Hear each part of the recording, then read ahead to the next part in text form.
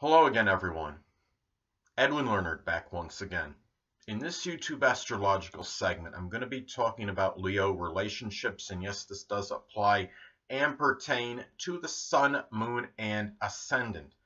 Anyway, people, first thing off is, as far as Leo relationships go, well, the first house in astrology generally is going to represent the paternal grandmother and maternal grandfather. Now, one or both of these people may have a Leo sun, moon, or ascendant, or simply embody Leo-like characteristics.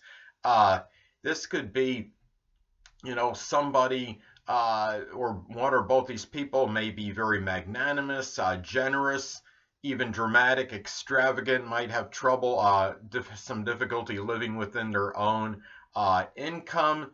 It could be two people that may be flamboyant, ostentatious, have very good presence, people that may stand out in a crowd and have strong fortitude and courage, and at least that's how you may perceive one or both these people. Now, the thing too is one or both of these people might be in a Leo profession, for example, cardiology, something that's very attention-seeking, where they're getting notoriety and exposure and recognition, acting, actress, could be working in the entertainment field in some capacity, working in amusements, such as an amusement park, doing something with games. It could be just even designing video games, some kind of creative field. And also, as far as the connection goes, well, certainly this would be one where you could take strong pride in, and really, in wherever Leo, in really showing a lot of generosity toward each other, being very magnanimous, expressing those qualities with one another. And wherever Leo is in a chart, it seems like where there is this flair for the dramatic, whether you want it or not. And when I was, I have Leo on my 4th house cusp in my natal chart. So, the thing about it is, I could attest there have been a number of dramatic situations in my home life. So anyway, next thing up is, well, the 3rd house in astrology represents siblings and cousins, and Libra will often fall on the 3rd house cusp in a solar natal chart for Leo. So this could be one or more of these people could have a Libra sun, moon, or ascendant, or simply embody Libra-like characteristics. They could be people that are very diplomatic, refined, charming, cultured, very peaceful, and really and could also abhor injustice, and very fair-minded and equitable. And wherever Libra is in a chart, it seems like there's a tendency toward complacency, and where you don't necessarily want to make waves, or really it's difficulty moving forward. It could be just connected with the things or activities you may do with this person. I have Libra on my 6th house cusp in my natal chart, and it seems like it's very difficult for me to really change anything connected with my daily routine, and having a Taurus rising probably doesn't help matters. But also too, as far as the relationship with siblings and cousins, this could be one where, of course, with being Libra, could be very peaceful, where you express a lot of tact and diplomacy, and really one where you don't necessarily want to make waves with each other, so to speak. But if somebody is being unfair, Libra energy could be about abhorring injustice, as I stated before. And if one of you is not being fair to the other will likely let the other person know about it. So anyway, well, next thing up is, well, the 4th house in astrology, of course, represents the less dominant parent, which is often the mother, and Scorpio will often fall on the 4th house cusp in a solar or natal chart for Leo. So this could be where the less dominant parent, often the mother, could be a Scorpio sun, moon, or ascendant, or simply embody Scorpio-like characteristics. It could be someone that's very resourceful, secretive, resilient, being able to see beyond subterfuge and the superficial. A person that could be very mysterious but very incisive, and a person too that really is someone that could be very very intense and intensely emotional, perhaps as well. And this could also be a person that may be involved in a Scorpio like profession, such as working as a coroner, a mortician, sex therapist, a person that might be a psychologist, psychiatrist, someone that works in the occult or supernatural or astrology, a person that might be involved in an investigation or some kind of deep research. Now, also too, as far as the relationship goes with this person, it's certainly one that can very likely go beyond the superficial and subterfuge, and it'd be very hard to really keep secrets from this person, and also the other way around, I would say as well. Scorpio energy could be very penetrating. This connection could be very intense and powerful, but Scorpio energy, keep in mind, can be destructive as well, and there might be some power struggles with this person as well. So anyway, well, the next thing up is the fifth house in astrology can be connected with children and the romantic partner, and Sagittarius will often fall on the fifth house cusp in a solar or natal chart for Leo. So one or more of these people can be a Sagittarius, Sun, Moon, or Ascendant, or simply embody Sagittarius-like characteristics. Could be one or more of these people may be philosophical, very expansive, upbeat, people that may see the glass as half full as opposed to half empty, very jovial and jocular, really people that might be very blunt and forthright, and sometimes to the point of being very to the point where they might demoralize you in the process, but also ones that could be very adventurous and sports minded. Now, the thing about this too is this could also be one or more of these people may be in a Sagittarius-like profession. It could be someone that might even be in sports in some cases, doing something with philosophy, religion, higher education, such as working as maybe as a professor at a college university, someone in publishing, someone connected with adventure or exploration, and someone that it could also be somebody in the travel field, such as working as a travel agent or a pilot or even like a cruise director. So anyway, and also too, as far as the relationship goes, I pretty much stated it before, is that really it can be one that's where you both, where you and the people connected with the fifth house can speak that Sagittarius veritable like truth, and one that's very honest and open, but also one that could be somewhat light, and one where you might play, it could even be some cases where you kind of like to play jokes or practical jokes on each other, but very blunt, outspoken, and forthright, and where sometimes to the point of where you might demoralize the person being so blunt, or vice versa. So anyway, well, the next thing up is, well, the sixth house in astrology represents would be the less dominant parents' siblings, so aunts and uncles, and Capricorn often falls on the sixth house cusp in a solar or natal chart for Leo. So one or more of these people may have a Capricorn, Sun, Moon, or Ascendant, or simply embody Capricorn-like characteristics. These could be people that can be rather serious, responsible, orthodox, conventional, ones that are very consistent and reliable, but very serious, and really might be difficulty really expressing a strong, like, whimsical side. And this could be where this is too could be, I mean, as far as this goes, another thing to look at, one or more of these people may be in a Capricorn-like profession. It could be somebody that works in dentistry, even information technology, working in some position as authority, a landlord, something connected with business or politics or the government. It could even be just general or mundane type work. One or more of these people may be connected with. And as far as the relationship goes with these people, it could be one that's very consistent, and one where it's very conventional, traditional. where you don't really, I mean, there's really maybe not much change in it. Like I said, very consistent. And one where you show a lot of responsibility toward, and vice versa. And really, and it's really something too where it's really, you might see where the emotional side might be difficult to express with these people. Capricorn energy can sometimes be somewhat cold, callous, and undemonstrative. So anyway, well, the next thing up is the seventh house in astrology, represents a significant other slash marriage partner, and also generally the maternal grandmother and paternal grandfather.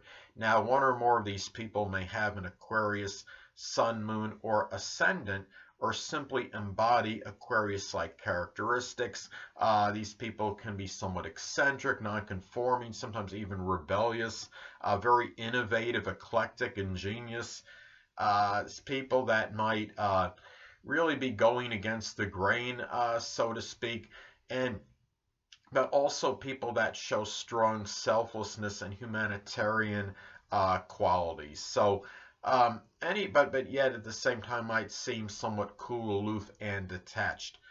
Now, one or more of these people may be in an Aquarius-like profession, such as working as an innovator, inventor, somebody in computers or electronics, and esoteric subjects such as astrology, aerospace, astronomy, rocket science in some cases.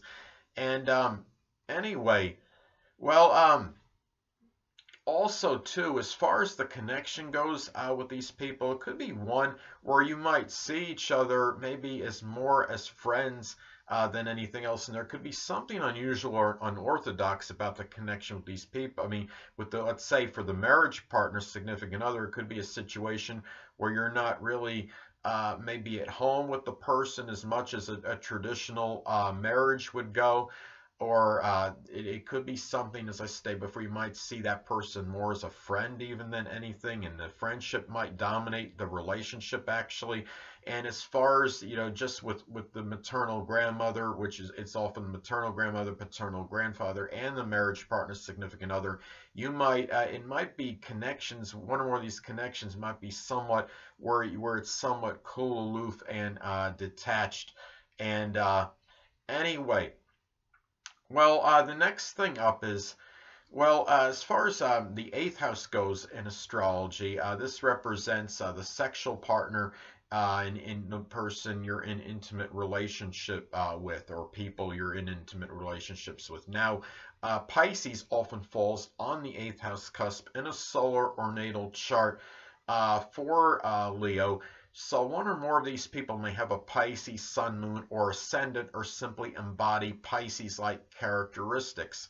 It could be people that can be very malleable, very passive, people that can really adapt well to the most adverse set of circumstances, people that could be maybe somewhat timid and really strongly about isolation and seclusion and solitude, but very compassionate, imaginative, sensitive, and really, in some cases, very exceptionally intuitive in some instances. So, anyway, and one or more of these people may be involved in a Pisces like a profession, such as working as a medium or empath, or something that might be connected with the metaphysical, such as astrology, spirituality, photography, chemistry, doing pharmaceutical work, working in special effects, doing something with illusions, such as working as a magician.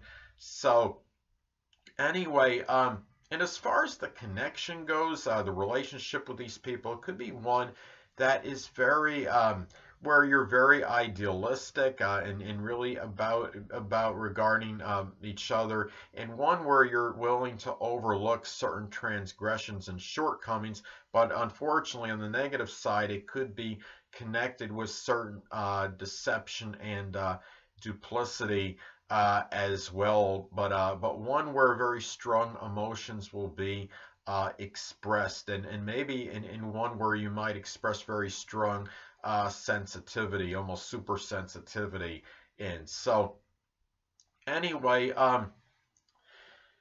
Well, the next thing up, as far as the ninth house goes in astrology, this represents the in-laws and grandchildren, and Aries often falls on the ninth house cusp in a solar or natal chart for Leo. So one or more of these people may have an Aries sun, moon, or ascendant, or simply embody Aries-like characteristics.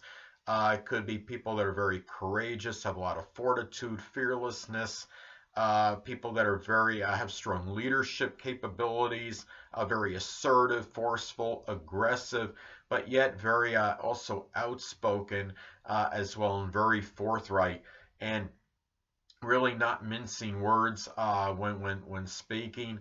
And also, they could be people that will be willing to stand up for you when necessary, and not afraid of confrontation or some kind of combat. So, anyway, and also, one or more of these people may be involved in an Aries-like profession, such as something connected with leadership or the military, being a soldier, doing arson investigation, anything with fire, welding, maybe working as a surgeon or an EMT, perhaps. So anyway, or even in sports in some cases, or even especially combative sports such as teaching karate, boxing, wrestling, mixed martial arts.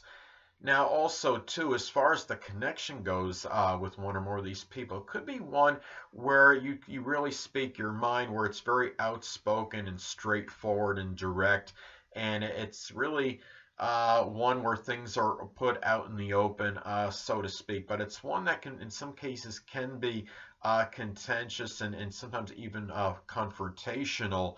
But at the same time, these people can be willing to stand up for you when necessary. If somebody's giving you a hard time, they might be willing to even get into a physical confrontation on your behalf, and you may likely be willing to do the same thing for them. So anyway, next thing up, well, the 10th house in astrology, of course, represents the dominant parent, which is often the father, and Taurus often falls on the 10th house cusp in a solar or natal chart for Leo.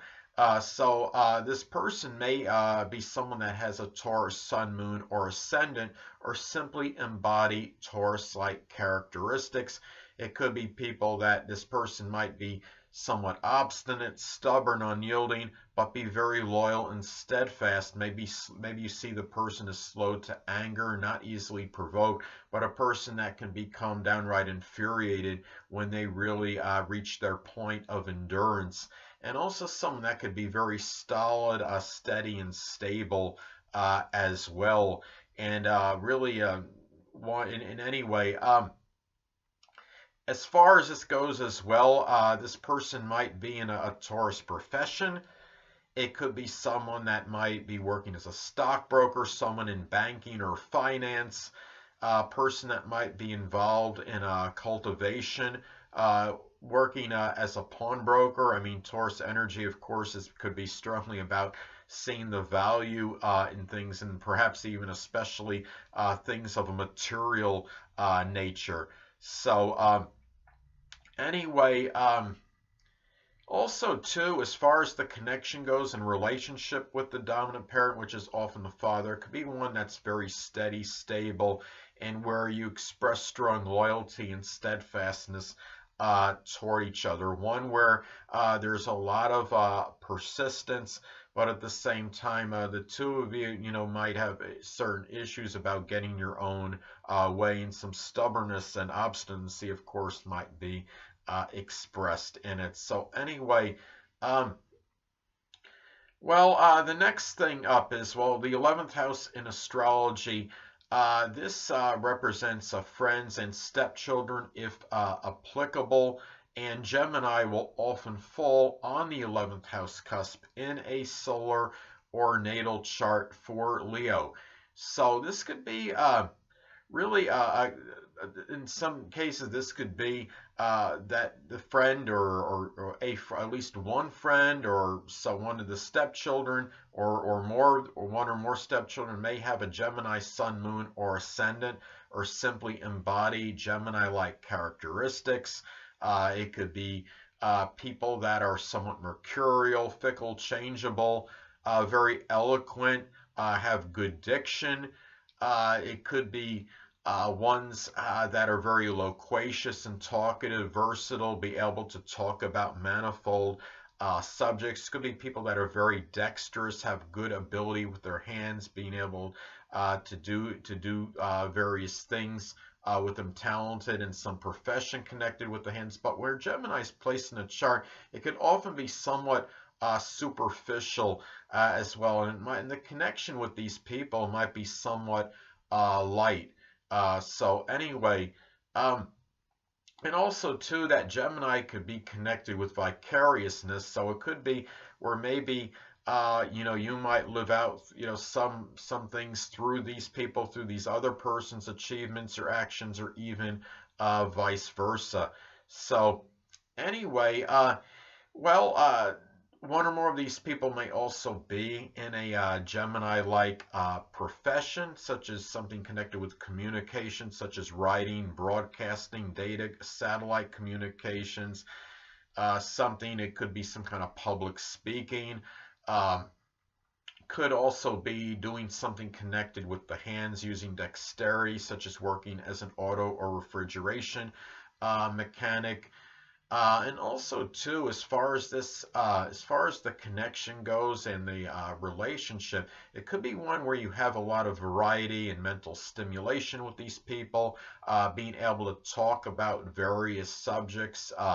Really, ones where you really, one where likely it won't be monotonous or boring, and in something too where you really where there's a lot of good communication and conversation and things being expressed very eloquently, or at least as eloquently as they could be expressed for you. So anyway, last but not least, the 12th house in astrology represents the siblings of the more dominant parent, which is often would be the siblings of the father in most cases. So these are aunts and uncles, and the zodiac sign Cancer often will fall on the 12th house cusp in a solar or natal chart for Leo.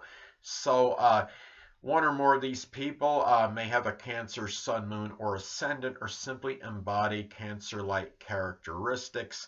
They could be people that are very clingy, tenacious, nurturing, sympathetic, protective, people that are very emotional, but yet very perhaps sensitive to criticism, and ones that could be also very introverted and really maybe homebodies. So also too, one or more of these people may be in a Cancerian-like profession, such as doing something with gardening, real estate, home improvement, renovation, repair, siding,